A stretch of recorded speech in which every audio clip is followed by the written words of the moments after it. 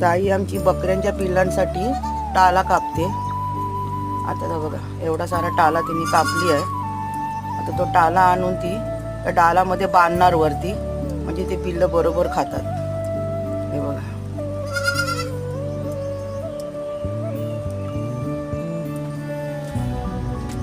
टाला घेऊन आली आहे. हे बघा असं ताई आता हे बांधते टाला सर्व, आणि तो आता डालामध्ये बांधणार. बघा कशी बांधते.